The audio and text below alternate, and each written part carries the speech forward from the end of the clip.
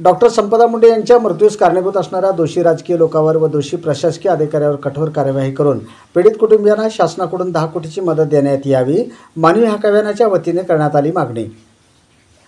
नमस्कार, मी मारुती गुंडिले नळगीरकर। पाहूया आजची ठळक बातमी।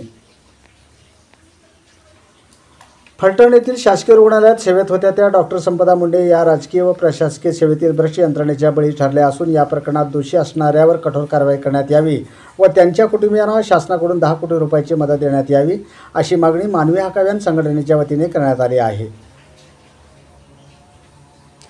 अशा मागणीचे निवेदन माननीय मुख्यमंत्री साहेब महाराष्ट्र राज्य मुंबई यांना माननीय तहसीलदार साहेब माजलगाव यांच्यामार्फत देण्यात आले आहे। डॉक्टर संपदा मुंडे या फलटण येथील शासकीय रुग्णालयात अतिशय प्रामाणिकपणाने आपली सेवा बजावित होत्या। शासकीय सेवेत नोकरी करण्यासाठी आलेल्या संपदा मुंडे या प्रामाणिक व जनतेची सेवा करण्याची मुळातच आवड असलेली व्यक्ती होत्या।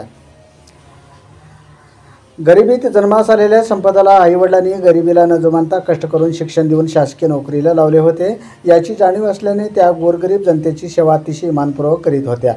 परंतु काही राजकीय पुढारी व प्रशासकीय अधिकारी हे जनतेची फसवणूक करून आपली पोटाची खळगी भरण्यासाठी अशा प्रामाणिक अधिकाऱ्याला त्रास देण्याचे काम करीत असतात। तसाच प्रकार डॉक्टर संपदासोबत सुद्धा घडून आला आहे। बेईमानीचा कोणताही अंश नसलेल्या डॉक्टर संपदा मुंडे यांना त्यांच्यावर असलेल्या राजकीय पुढाऱ्यांचा व प्रशासकीय वरिष्ठ अधिकाऱ्यांचा बेकायदा दबाव सहन होणारा नव्हता। ही त्यांची इमानदारी येथील अधिकाऱ्यांना खटकल्याने त्यांनी अधिकच त्रास देण्यास सुरुवात केली। या त्रासाने डॉक्टर संपदा मुंडे यांचा बळी घेतला असून अशा नीचवृत्तीच्या लोकांवर कठोर कारवाई करून त्यांना कडक शासन करावे व संपदा मुंडे यांच्या कुटुंबियांना महाराष्ट्र शासनाकडून 10 कोटीची आर्थिक मदत करण्यात यावी, अशी मागणी मानवी हक्क अभियानाच्या वतीने माननीय मुख्यमंत्री महोदयाकडे करण्यात आली आहे।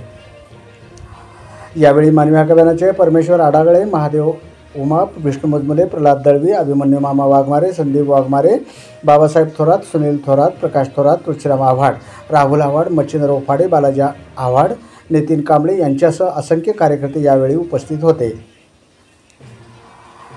विशेष प्रतिनिधी केजे न्यूज इंडिया मराठी। आपण पाहत राहा जिल्ह्यासह राज्यातल्या घडामोडी। व्हिडिओ पॅलेसला सबस्क्राइब करा आणि बेल आयकॉनवर क्लिक करायला विसरू नका।